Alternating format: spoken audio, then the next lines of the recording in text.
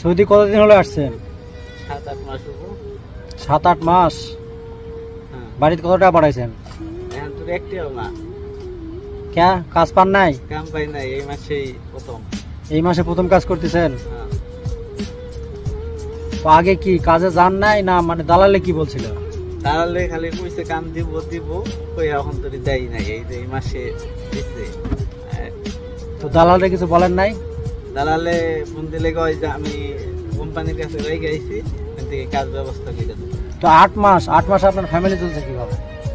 আমি নিজেই চলা হারি 10 টাকা খাবার দিচ্ছি, প্রতিদিন 10 টাকা করে খাইতে দিতে শুধু, এটা দিয়ে চলছে?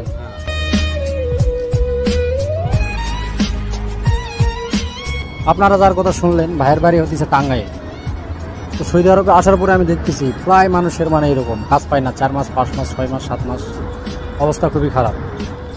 তারপরে আর যদি আসেন আপনারা দেখে শুনে বুঝে শুনে আসবেন, দালালের সাথে সেভাবে কন্ট্যাক্ট করে তারপরে আসবেন, তাকে যেন দেশে ধরা যায়।